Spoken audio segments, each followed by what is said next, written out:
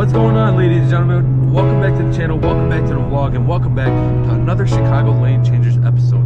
You guys, this is not the normal view that you guys are used to. You guys are used to seeing my face, but today we have something very special for you guys. A lot of people ask me, is the G37 worth going full bolt on? Is the car really worth spending over $6,000 just in, you know, say performance upgrade? And today I will give you my final answer, but first let me explain before I give my final answer. That burble, that's the number one thing about going full bolt on, is those burbles and that tune right there. It's looking at me like, what the hell is this kid doing with the freaking thing on top of his head? Alright, so getting into the cons of going full bolt-ons, and that's the money. Obviously that's the number one thing, is the money. Now you're gonna be spending around $6,000, $5,000 maybe on performance, you know, I'd say upgrades. I got a lot of my customized, you know, I got a lot of my performance upgrades for a really good price, and that's because my dog Silver Fox hooked me up, but a lot of them are very fucking pricey. My exhaust itself costs around $750, maybe $800, and then Silver Fox gave it to me for like $200. So big shout out to my dog Silver Fox. Go subscribe, link down below. Everybody's looking at me like, dude, fuck off. In all seriousness, so I definitely do think the money is definitely a big con, just because of the fact that, I mean, not a lot of people really have this fucking $6-7 grand just to burn, you know what I mean? So as I said, exhaust itself was $800. My high flow cats cost around $600, which is very expensive. But my dog Silver Fox again hooked me up for $150.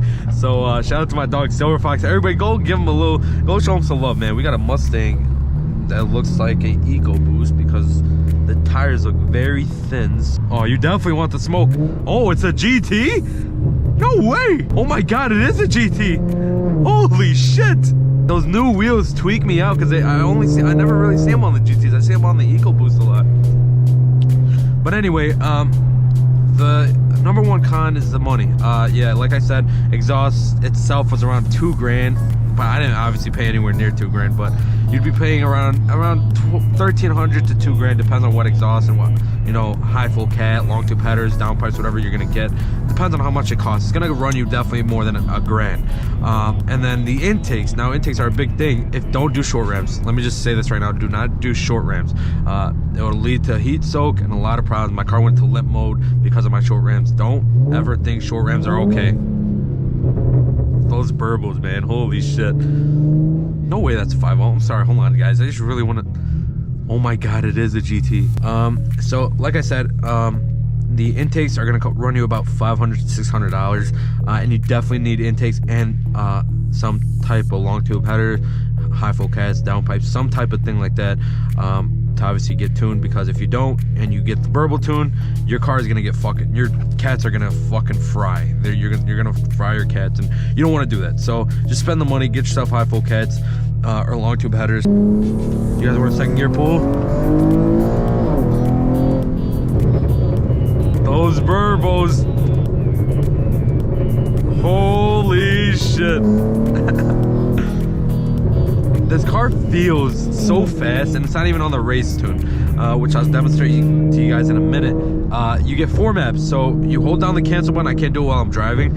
You hold down the cancel button, and you get 4 maps. So they'll tell you what map you're on, judging by RPMs. Now, I am on the burble map, so that's 2. 1 is the race tune, which is very aggressive, and I'm telling you, it works. 3 is the economy, so it's basically like you're not tuned, you know, you're just trying to save as much gas as possible. And 4 is like a kill switch. Now the car won't turn on at all. I can promise you that. It literally won't turn on for shit. But feels like I'm on the Nürburgring, guys.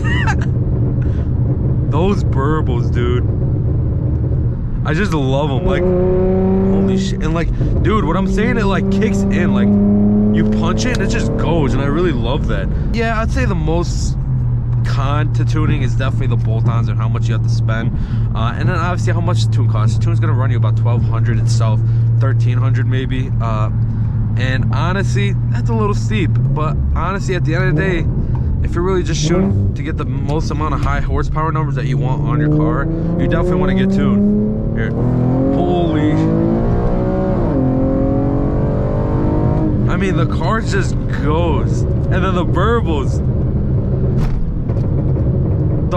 at the end of it, just wow, they just, oh my god, literally the burbles are a big thing to this tuning thing. And honestly, the burbles is what's gonna make you smile every time you get on the throttle on this car. So main question is, overall, is the tune worth is it worth tuning your G37, or is it worth going full bolt-on your G37? Yes, I frankly think it is, because honestly, stock, I was beating STIs, I was beating some 3 series, I was even beating some fucking E classes, C classes.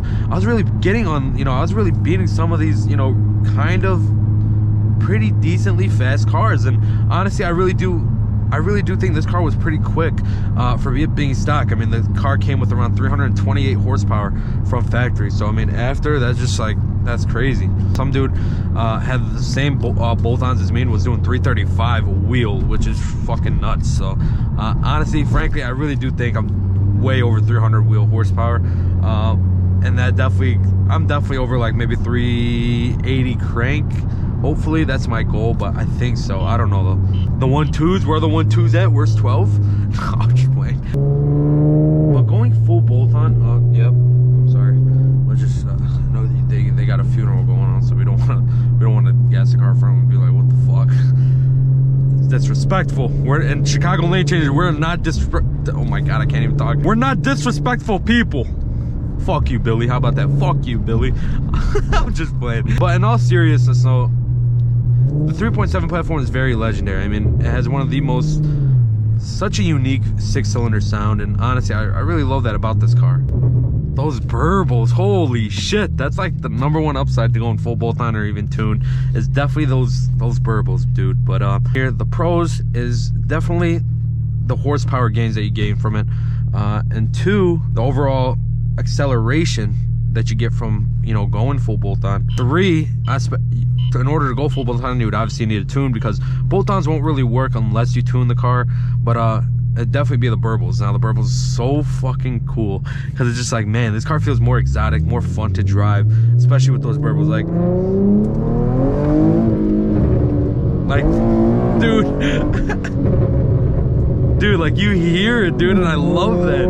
It sounds so aggressive. And yeah, that's top 3 pros right there, is definitely that, like, about the full bolt-on. The cons is just the overall on how expensive it is, especially on the G37. It's so pricey, because parts are not in that high demand. I think that's what somebody told me, and that's why the prices on Q50 parts are very cheap compared to the G37s, because I think Q50 parts are very high in demand, and then G37 parts aren't really. So I mean, it's really rare to, I think that's what somebody told me. But yeah, big con is definitely the overall expense on how expensive going full bolt-on is. But honestly, is it worth it? 100,000 fucking %. Like right here, I'll do a first gear pull. All right, let's go. All right. Oh, I bounced off the rev limiter there. And that was 60 miles per hour, ladies and gentlemen. This is a fun car. This is a fun daily. So eventually, when I do get the Camaro or the Corvette, I can have this to drive in the winter. So honestly, that's just me though. I definitely do think it is worth the money. But thank you guys so much for watching. I hope you guys did enjoy. If you did, smash that like button, smash that subscribe button. Those burbles. Smash the subscribe button if you're new to the channel. Hit that little bell notification so you'll be notified. Be a part of CLC Nation. You already know. But yeah, you guys, that is all for today's video, and I'll see you guys in the next vlog. Bye.